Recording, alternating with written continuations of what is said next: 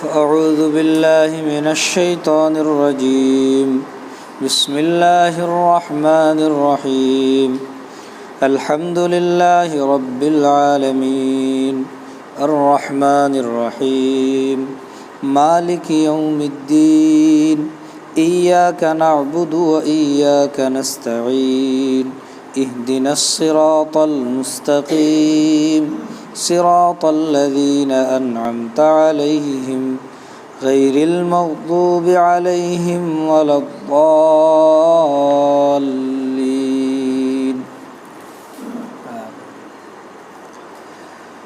আমরা গত সপ্তাহে আলোচনা করেছিলাম আউযু বিল্লাহ ও বিসমিল্লাহ সম্পর্কে।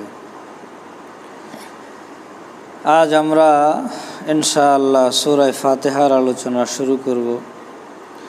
সূরাতুল ফাতিহা এই সূরা মক্কায় অবতীর্ণ।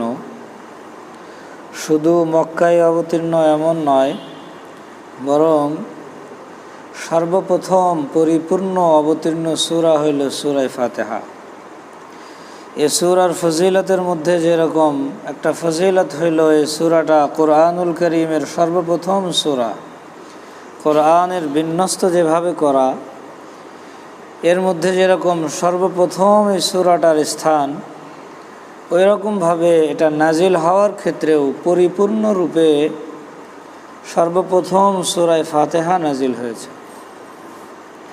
এর আগেও কিছু ওহী নাজিল হয়েছিল, যেমন সূরা আলাক, ইকরা বিসমি রাব্বিকাল্লাযী খালাক। এই সূরার 5 আয়াত সর্বপ্রথম নাজিল হয়েছিল, কিন্তু পরিপূর্ণ সূরা নয়। এরপর সূরা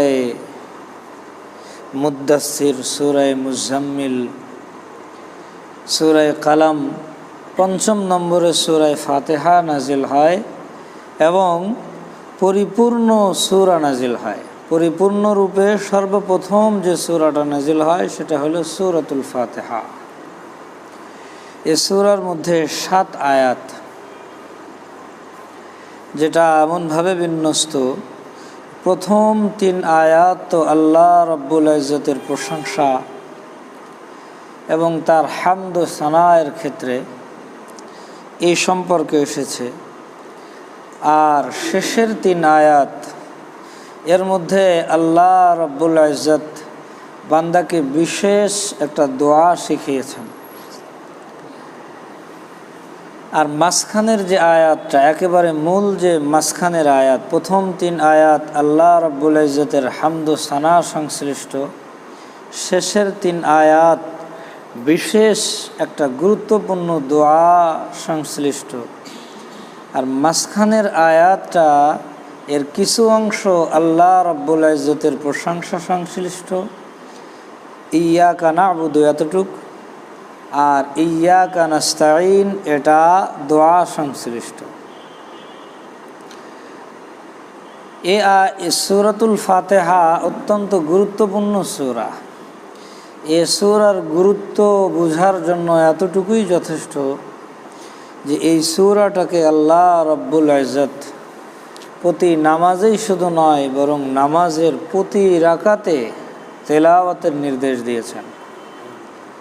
বুখারী শরীফের মধ্যে এসেছে এক রিওয়ায়াত, লা সালাতা লিমান লাম ইয়াকরা বিফাতিহাতিল কিতাব, যে ওই ব্যক্তির নামাজ পরিপূর্ণ হবে না যে ব্যক্তি নামাজের মধ্যে সূরাতুল ফাতিহার তেলাওয়াত করল না। তাইলে সূরাতুল ফাতিহা কত গুরুত্বপূর্ণ, যে এটা তেলাওয়াত না করলে নামাজ পরিপূর্ণ হচ্ছে না, স্বয়ং সম্পূর্ণ হচ্ছে না। মুসলিম শরীফের এক রিওয়ায়াত এসেছে, যে রিওয়ায়াতের সারমর্ম এমন, হযরতে আবু হুরায়রা রাদিয়াল্লাহু আনহু রাসূলুল্লাহ থেকে রিওয়ায়াত করেন হাদিসে কুদসি। আল্লাহ রাব্বুল ইজ্জত বলেন যে নামাজকে, অর্থাৎ সূরা ফাতিহাকে আমি 2 ভাগে বিভক্ত করেছি। এর মধ্যে কিছু অংশ আমার আর কিছু অংশ আমার বান্দার। এতটুকু বলার পর এর বিস্তারিত বিবরণও এসেছে।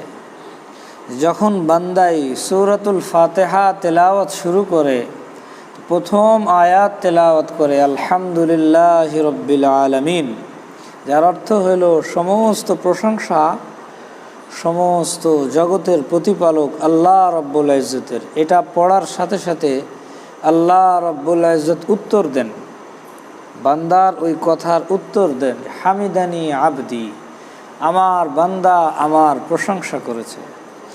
এরপর বান্দায় যখন দ্বিতীয় আয়াত তেলাওয়াত করেন আর রহমানির রহিম, তো আল্লাহ রাব্বুল ইজ্জত এই আয়াতের উত্তর দেন যে আসনা আলাইয়া আবদি, আমার বান্দা আমার গুণকীর্তন করলো। আবার যখন বান্দায় তৃতীয় আয়াত তেলাওয়াত করে মালিকি ইয়াউমিদ্দিন, তো আল্লাহর সাথে সাথে উত্তর দেন মাজ্জাদানি আবদি, যে বান্দা আমার বড়ত্ব বয়ান করেছে। এরপর যখন ওই যে মূল আয়াত যেটা মাঝখানের আয়াত ইয়্যাকা না'বুদু ওয়া ইয়্যাকা নাস্তাঈন, বান্দা এই আয়াত তেলাওয়াত করে, তো আল্লাহ রাব্বুল ইজ্জত বলেন হাযা বাইনি ওয়া বাইনা আবদি, যে এই আয়াতটা হইল আমার এবং আমার বান্দার মাঝের একটা অঙ্গীকার। এরপর যখন বান্দায় শেষের আয়াতগুলা তেলাওয়াত করেন ইহদিনাস সিরাতাল মুস্তাকিম, আল্লাহ আমাকে সিরাতে মুস্তাকিমের রাস্তা দেখাও, সিরাতাল্লাযীনা আন'আমতা আলাইহিম, ওই ব্যক্তিদের রাস্তা যাদের উপরে তুমি নিয়ামত বর্ষণ করেছো, গায়রিল মাগদুবি আলাইহিম ওয়ালাদ-দাল্লিন, তাদের রাস্তা নয় যাদের উপরে তুমি অসন্তুষ্ট, যাদের উপরে তুমি রাগান্বিত এবং যারা পথভ্রষ্ট, তাদের রাস্তা নয়। এটা যখন বান্দায় বলে, তো আল্লাহ এরও উত্তর দেন যে ওয়ালি আবদি মা সাআল, এখানে যেহেতু চাওয়া হয় আল্লাহর কাছে, তো আল্লাহ রাব্বুল ইজ্জত ওয়ালাদ-দাল্লিন বলার সাথে সাথে উত্তর দেন ওয়ালি আবদি মা সাআলা, আমার বান্দা আমার কাছে যা চাইলো এটা তাকে দেওয়া হবে। অর্থাৎ সে যে আমার কাছে হেদায়েত চাইলো আমি তাকে হেদায়েত দিয়ে দিব। এটা সহিহ মুসলিমের রিওয়ায়াত।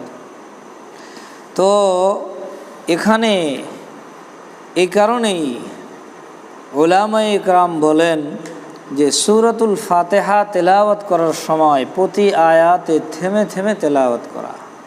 যেহেতু আমি এক আয়াত তেলাওয়াত করলে সাথে সাথে আমার আল্লাহ ওই আয়াতের রিপিট করেন, উত্তর দেন, এজন্য চেষ্টা করা এটা উত্তম, মিলায়ে না পড়া। সূরাতুল ফাতিহার প্রত্যেক আয়াত আলাদা আলাদাভাবে পড়া কেমন যেন, এবং শুধু এটা পড়া নয়, পড়ার পরে ওই ধারণা করা যে আমার আল্লাহ আমাকে উত্তর দিচ্ছেন, আমার আল্লাহ বলছেন যে বান্দা আমার হক আদায় করে আমার প্রশংসা করেছে, আমার বান্দা আমার সাথে অঙ্গীকার করলো যে আমি তোমারই ইবাদত করব, আজকের পর থেকে আর কারো ইবাদত করব না, এবং তোমার কাছেই আমি সব ধরনের সাহায্য চাইব। এই অঙ্গীকার যখন বান্দা করে ফেলে, তো এই অঙ্গীকারের উপরে যেন বান্দা মজবুতভাবে থাকতে পারে, এই জন্য পরবর্তী আয়াতে আল্লাহ বান্দাকে দোয়া শিখিয়েছেন যে বান্দা তুমি এই অঙ্গীকারের উপরে মজবুতভাবে থাকতে পারবা কখন, যখন তুমি হিদায়াতের উপরে থাকবা। এই কারণে এখন তুমি আমার কাছে হিদায়াতের দোয়া চাও, ইহদিনাস সিরাতাল মুস্তাকিম। তো আমি যখন এই আয়াত পড়ব, পড়ার পরে থামবো, শুধু থামা নয়, থামার পরে আমার এই ধারণা রাখতে হবে যে আমার আল্লাহ এখন আমাকে বলছেন যে ওয়ালি আবদি মা সাআল, আমার বান্দা যেটা আমার কাছে চাইলো সেটা আমি তাকে দিয়ে দিলাম। তো এইভাবে যখন আমি সূরাতুল ফাতিহা তেলাওয়াত করব, তো ইনশাআল্লাহ আমার তেলাওয়াতের মধ্যে মজা আসবে, আমার নামাজের মধ্যে মজা আসবে, এবং আমার দোয়া আল্লাহ রাব্বুল ইজ্জতের কাছে কবুল হবে। সে জন্মের পর থেকে, বুঝবুদ্ধি হওয়ার পর থেকে তো আমরা তেলাওয়াত করে আসতেছি, যেদিন থেকে নামাজ পড়ি সেদিন থেকে তেলাওয়াত করে আসতেছি, কিন্তু কেন সঠিক রাস্তা আমি পাচ্ছি না, পাইলেও তার উপরে মজবুতের সাথে আমি থাকতে পারতেছি না, কারণ আমি ওই মানসিকতা নিয়ে, দোয়া কবুল করানোর মানসিকতা নিয়ে দাঁড়াইতেছি না। তো এই মানসিকতা নিয়ে তেলাওয়াত করতে হবে, থামতে হবে, থামার পরে ওই ধারণা করতে হবে যে এখানে আমার আল্লাহ আমার কথার উত্তর দিচ্ছেন, তো খোদ আল্লাহর সাথে কথা হচ্ছে। এই কারণে হযরত আলী কাররামাল্লাহু ওয়াজহু বলতেন যে আমার যখন মনে চায় যে আমি আল্লাহর সাথে কথা বলি, তো তখন আমি নামাজে দাঁড়িয়ে যাই, কারণ আমি আলহামদুলিল্লাহ বলতেছি, উত্তর দিচ্ছেন, যেটা কথোপকথন হইল না। তো নামাজ অত্যন্ত গুরুত্বপূর্ণ জিনিস, আল্লাহর সাথে কথা হচ্ছে, তখন যেন আমার ব্রেন অন্যদিকে না চলে যায়। তো এইভাবে সূরাতুল ফাতিহা প্রতি রাকাতে তেলাওয়াত করলে ইনশাআল্লাহ কয়দিন লাগবে আমার জীবনের মধ্যে পরিবর্তন আসতে? বেশি দিন লাগবে না। প্রত্যেক রাকাতে যখন একবার করে তেলাওয়াত হবে, তো 4 রাকাত নামাজ পড়লাম, 4 বার এই মানসিকতা নিয়ে তেলাওয়াত করলাম, তো দিনে আমি কত রাকাত নামাজ পড়তেছি নফল সহ, তো বেশি দিন লাগবে না ইনশাআল্লাহ আমার জীবনের মধ্যে পরিবর্তন আসতে, আমার আমলের মধ্যে পরিবর্তন আসতে ইনশাআল্লাহ ইনশাআল্লাহ। তো এরপর আমরা শুরু করি আলহামদুলিল্লাহি রাব্বিল আলামিন। হামদ শব্দের অর্থ হইল প্রশংসা। হামদ শব্দের অর্থ প্রশংসা। উলামায়ে কেরাম এখানে বলেন সমস্ত প্রশংসা। এটা একটা একক শব্দ, কিন্তু এর অর্থ করেন উলামায়ে কেরাম সমস্ত প্রশংসা। কিভাবে? আলিফ লাম যে আছে শুরুতে, আলিফ লাম এটা ইস্তিগরাকের অর্থে ব্যবহৃত হয়। এই আলিফ লামের অর্থই হলো সমস্ত প্রশংসা। তো আলহামদু অর্থ হলো সমস্ত প্রশংসা। এই দুনিয়াতে যত ধরনের প্রশংসা হয়ে থাকে সমস্ত প্রশংসা লিল্লাহ। কার জন্য? আল্লাহর জন্য। লাম লিল ইখতিসাস, মানে একদম বিশেষভাবে আল্লাহর জন্য, অন্য কারোর জন্য নয়। তাহলে দুনিয়াতে যত ধরনের প্রশংসা হয় মাওলা, সমস্ত প্রশংসার বাস্তব হকদার তুমি, তোমার। এখন এখানে একটা প্রশ্ন হতে পারে আমার আপনার। প্রশ্নটা কি? যে আমরা তো অনেক সময় অহরহর করি, এটা অনেক সময় না, অহরহর করি, আল্লাহ ছাড়া অন্যের প্রশংসা করি না। একটা সুন্দর বিল্ডিং দেখে তার প্রশংসা করতেছি, একটা সুন্দর পোশাক দেখে তার প্রশংসা করতেছি, একটা সুন্দর জিনিস দেখে, মানুষের সুন্দর কাজকর্ম দেখে তার প্রশংসা করি। তো আমরা তো আল্লাহ ছাড়া গায়রুল্লাহর অহরহর প্রশংসা করে যাচ্ছি, তাইলে সমস্ত প্রশংসা আল্লাহর কিভাবে হলো? অথচ এই আয়াতেই আল্লাহ বলতেছেন সমস্ত প্রশংসা আল্লাহ। তো এর অর্থ উলামায়ে কেরাম লেখেন যে দেখো, আল্লাহ ছাড়া দুনিয়াতে আর যত মানুষের, যত মাখলুকের প্রশংসায় করা হোক না কেন, বাস্তব অর্থে প্রশংসাটা আল্লাহরই করা হয়। উদাহরণস্বরূপ মনে করুন যে একটা সুন্দর একটা বিল্ডিং আপনি দেখলেন, তো দেখে ওই বিল্ডিংটার প্রশংসা করলেন, সেই বিল্ডিংটা কত সুন্দর। তো এটা মূলত কি বিল্ডিংয়ের প্রশংসা হইল, নাকি বিল্ডিং বানানেওয়ালা ইঞ্জিনিয়ার মিস্ত্রির প্রশংসা হয়? যে বিল্ডিংয়ের যে প্রশংসা হইল, এই বিল্ডিংয়ের নয়, এটা হলো বিল্ডিং যিনি তৈরি করেছেন তার প্রশংসা হয়। অনুরূপভাবে একটা সুন্দর বস্তু দেখে আপনি প্রশংসা করলেন, তো এটা মূলত ওই বস্তুর প্রশংসা নয়, ওই বস্তুটা যে তৈরি করলো তার প্রশংসা হয়। তো এই জগৎ সংসারে যত জিনিস আছে, সমস্ত জিনিসের সৃষ্টিকর্তাকে আল্লাহ রাব্বুল ইজ্জত। এই কারণে আপনি যার প্রশংসা করেন না কেন, এই প্রশংসাটা কার হয়? আল্লাহর হয়।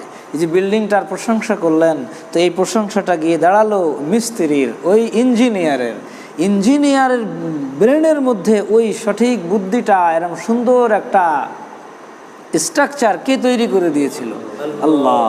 ওই যে মিস্ত্রির হাতে এই দক্ষতা কে দিল? আল্লাহ দিল। সুতরাং মিস্ত্রির প্রশংসা মানে হাকিকি অর্থে আল্লাহর প্রশংসা। একটা সুন্দর বাগান দেখে, একটা সুন্দর ফুল দেখে আপনি প্রশংসা করলেন, তো এর অর্থ হইল যে এই বাগানের বানানেওয়ালা অত্যন্ত আজিমুশ শান। পাহাড় দেখে, পর্বত দেখে, আসমান দেখে, সুন্দর সিনারি দেখে আপনি প্রশংসা করলেন। একটা সুন্দর মানুষ দেখে প্রশংসা করলেন, যে মানুষটা অত্যন্ত সুন্দর। তো প্রশংসা কার হয়? তো এই দুনিয়াতে যত ধরনের প্রশংসাই হোক না কেন, এই প্রশংসাটা বাস্তব অর্থে কার কাছে যেয়ে দাঁড়ায়।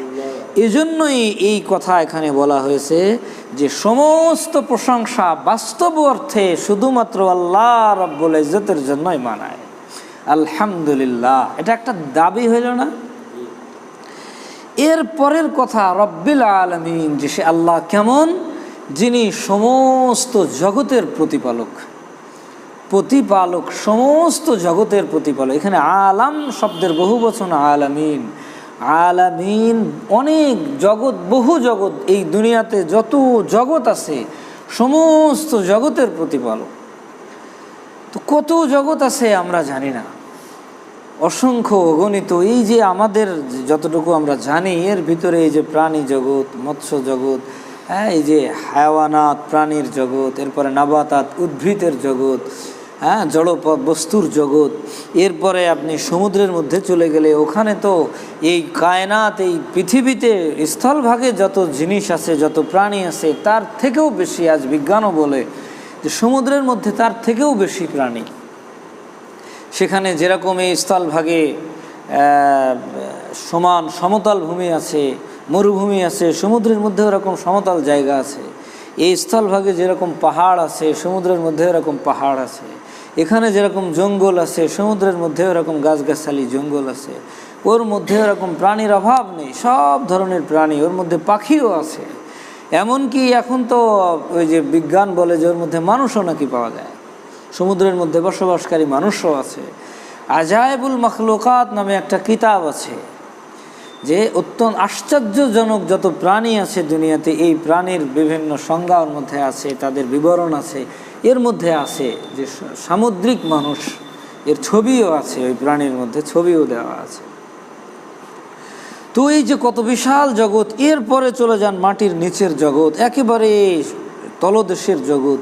এরপরে উপরে চলে যান গ্রহ, উপগ্রহের জগৎ, গ্রহের জগৎ, নক্ষত্রের জগৎ। এই যে বিশাল কায়নাত, যত জগৎ আছে, সমস্ত জগতের প্রতিপালক রব। রব সম্পর্কে, শুধুমাত্র এই রব কাকে বলে এই সম্পর্কে আমি একটা বয়ান করেছিলাম, সম্ভবত আজ থেকে 3 বছর বা 4 বছর আগে। আপনাদের হয়তো খেয়াল নাও থাকতে পারে। সংক্ষেপে রব কাকে বলে? রব বলা হয়, রব তাকেই বলে যিনি কোনো বস্তু, কোনো ব্যক্তিকে তৈরি করেন। তৈরি করার পর তার তৈরি থেকে নিয়ে তার পূর্ণতায় পৌঁছানো পর্যন্ত যখন যে জিনিসটা দরকার, তখন সেই জিনিসটা তাকে তার প্রয়োজন অনুযায়ী তাকে ফারাহেম করেন, তাকে দেন, তাকে বলে রব। একটা মানুষ পূর্ণতায় পৌঁছে এই দুনিয়ার সফর শেষ করে যখন মৌত হয়ে যায়, তো তার এই দুনিয়ার জগৎ পরিপূর্ণ হয়। তো মানুষের রব কাকে বলে? যে মানুষকে সৃষ্টি করলেন ওই মাটি থেকে, নাপাক বীর্য থেকে এই সুন্দর আকৃতি দান করলেন।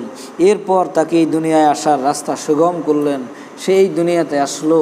এই দুনিয়াতে আসার পর তার এই দুনিয়াতে আসলেই তার খাদ্যের প্রয়োজন হবে। 1 বছর আগে তার মায়ের স্তনে তার খাদ্য স্টক করে রাখলেন।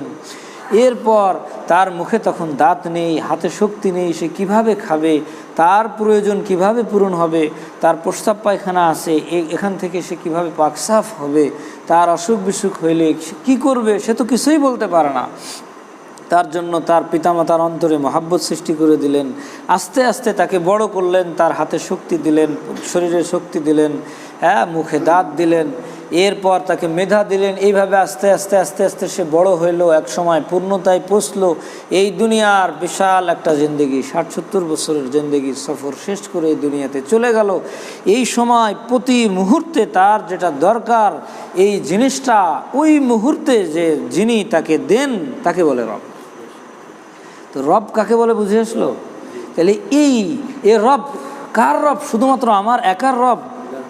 শুধুমাত্র মানুষের রব?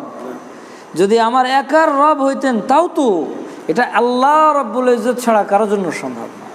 একজন মানুষের জন্য, একজন মানুষের প্রতি আরেকজন মানুষের প্রতি মুহূর্তে তার কি প্রয়োজন, এটা পূরণ করা সম্ভব? এরপর একজন মানুষ তো নয়, কোটি কোটি মানুষ। এরপর শুধু মানুষ তো নয়, একটু শুধু মানুষ্য জগতের রব তো তিনি না, আলামিন, সমস্ত জগতের রব।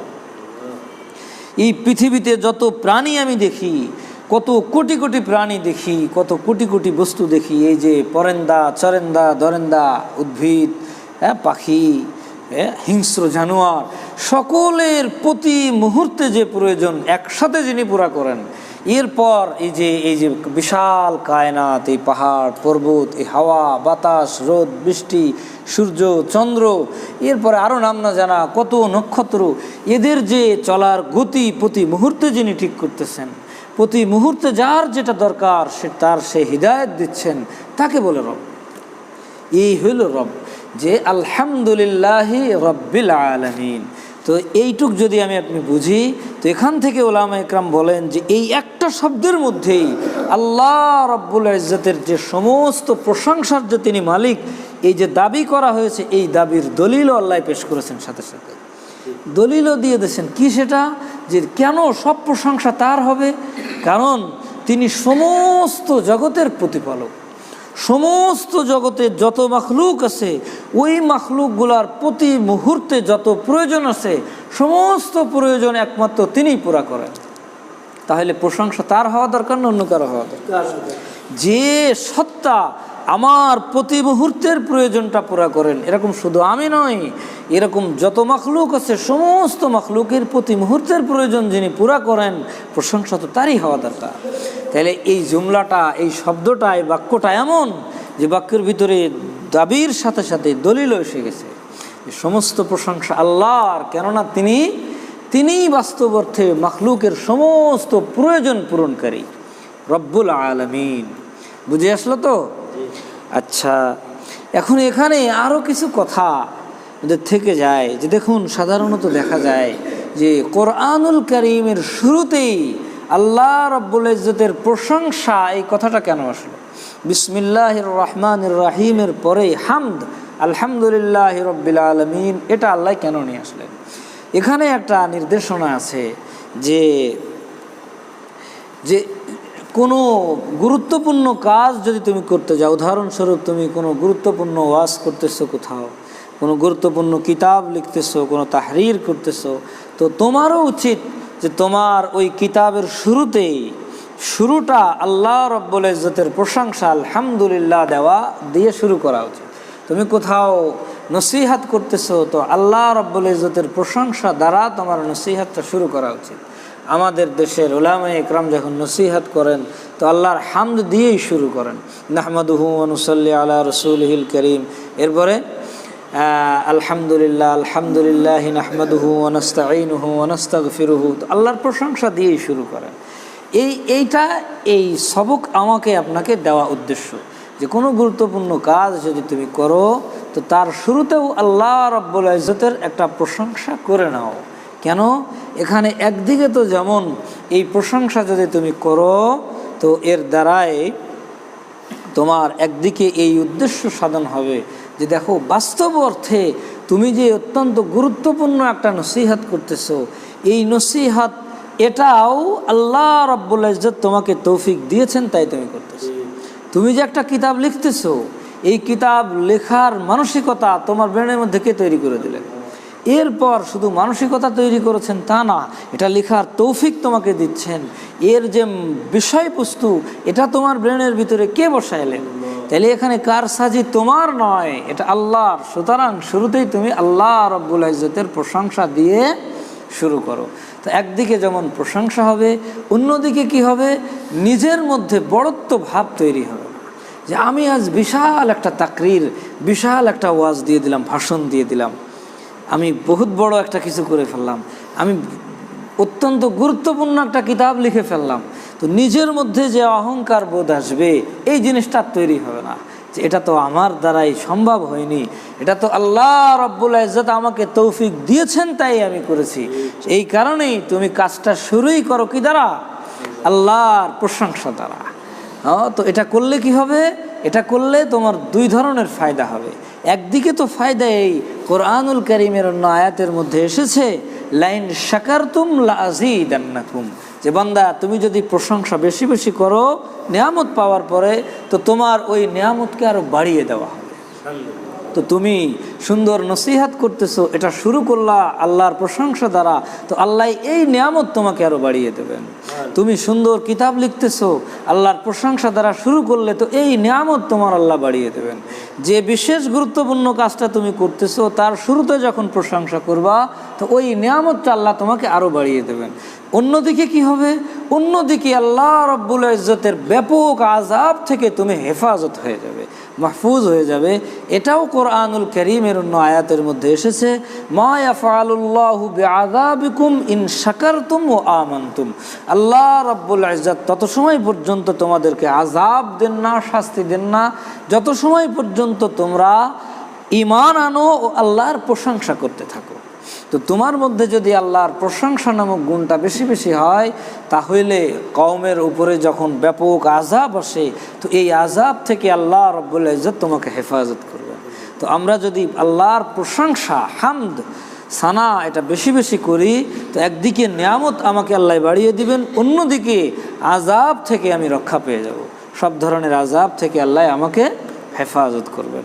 আরও একটা বিষয় এখানে আছে, দেখুন সূরাতুল ফাতিহা পুরোটাই দোয়া, পুরোটাই দোয়া।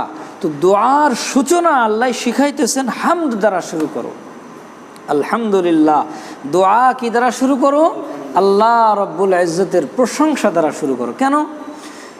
এখানেও উলামায়ে ইকরাম বলেন যে এখানেও একটা বিষয় আছে। সাধারণত মানুষ দোয়া কখন চায় আল্লাহর কাছে? যখন সে পেরেশান থাকে, যখন তার কোনো জিনিসের প্রয়োজন হয়, হয়তো উদাহরণস্বরূপ সে অসুস্থ, তো তার ও সুস্থতার দরকার, পেরেশান, তো এখন সে আল্লাহর কাছে চাইতেছে। তো ওই সময়ও আল্লাহ রাব্বুল ইজ্জত তাকে শেখাইতেছে যে তুমি প্রথমে আমার প্রশংসা দিয়ে শুরু করো।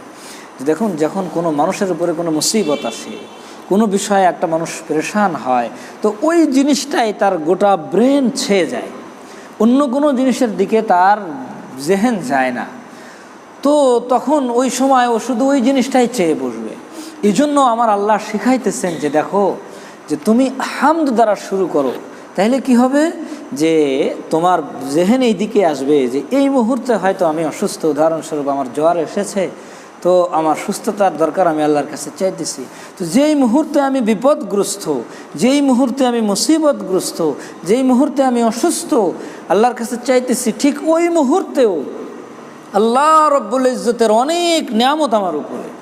জ্বর এসেছে আমার উপরে, ঠিক আছে, কিন্তু আমার চোখ তো সুস্থ, আমি সঠিকভাবে দেখতেছি, আমার কান সুস্থ, আমার নাক সুস্থ, আমার দিল সুস্থ, আমার হার্ট সুস্থ, আমার শরীরের অন্য অঙ্গ প্রত্যঙ্গগুলো সুস্থ, আমি ঠিকমতো খানা খেতে পারতেছি, ঘুমাইলে ঘুম আসতেছে। তো যেই মুহূর্তে তুমি এই বিপদগ্রস্ত, ওই মুহূর্তেও তুমি ওই বিপদ ছাড়া আরও অসংখ্য অগণিত আল্লাহ রাব্বুল ইজ্জতের নিয়ামত ভোগ করতেছো। তো যেহেতু বান্দা যখন মুসিবতগ্রস্ত হয়, তখন ওই সমস্ত দিকে তার ব্রেন যায় না, ওই মুসিবতের দিকেই তার ব্রেনটা আটকে থাকে। এই জন্য আল্লাহ রাব্বুল ইজ্জত দোয়ার সময়, দোয়ার শুরুটা প্রশংসা দিয়ে শুরু করার নির্দেশ দিচ্ছেন যে যদি শুরু করো তো কেমন যেন এমন হবে যে মাওলা, এই মুহূর্তে আমি অসুস্থ ঠিক, কিন্তু এই মুহূর্তেও তোমার অসংখ্য অগণিত নিয়ামত আমি ভোগ করতেছি। এই যে সুন্দর ফ্রেশ শ্বাস, অক্সিজেন আমি গ্রহণ করতেছি, এটাও তো বহুত বড় নিয়ামত। আমার দৃষ্টিশক্তি ঠিক আছে, অনেক নিয়ামত আমি ভোগ করতেছি। হ্যাঁ, একটা মুসিবতের মধ্যে আমি আক্রান্ত, একটা রোগ আমার সাথে যুক্ত হয়েছে, তা তুমি এইটা আমার থেকে দূর করে দাও। এই হইল দোয়ার শুরুতে প্রশংসা বলা, হামদ দ্বারা দোয়া শুরু করার হিকমত। এজন্য আমরা যখন দোয়া করব, তো দোয়ার শুরুতে আল্লাহ রাব্বুল ইজ্জতের প্রশংসা, এরপর নবী পাক সাল্লাল্লাহু আলাইহি ওয়াসাল্লামের উপরে দুরুদ, এটা দিয়ে আমরা দোয়া শুরু করব। দোয়ার শেষেও আমরা এটা করব। তো এর জন্য ওই যে কোরআনুল কারীমের আয়াতই আছে, আলহামদুলিল্লাহি রাব্বিল আলামিন ওয়াসসালাতু ওয়াসসালামু আলা সাইয়্যিদিল আমবিয়া ওয়াল মুরসালিন, এ দ্বারা আমরা দোয়া শুরু করি। সাধারণত দোয়া এভাবে শুরু হয়। আর শেষেও কোরআনুল কারীমের একটা আয়াত আছে যে সুবহান রাব্বিকা রাব্বিল ইজ্জাতি আম্মা ইয়াসিফুন ওয়া সালামুন আলাল মুরসালিন আলহামদুলিল্লাহি রাব্বিল আলামিন। তো রাসূলের উপরে দুরূদও হইল, আল্লাহ রাব্বুল ইজ্জতের উপরে হামদ হইল। তো এইগুলো দ্বারা যদি আমরা দোয়া শুরু করি, শেষ করি, তো আমার দোয়ার শুরুতেও হামদ, নবীর উপরে দুরূদ হবে, শেষেও প্রশংসা, নবীর উপরে দুরূদ হবে। তো আলহামদুলিল্লাহি রাব্বিল আলামিন, এই আয়াতের সংক্ষিপ্ত ব্যাখ্যা আমরা শুনলাম। ইনশাআল্লাহ এখানে আমাদের অনেক কি আছে, শিক্ষণীয় বিষয়, আমলের বিষয় আছে। এগুলোর উপরে আমরা ইনশাআল্লাহ কি করব? আমল করব। আল্লাহ রাব্বুল ইজ্জত আমাকে আপনাকে তৌফিক দান।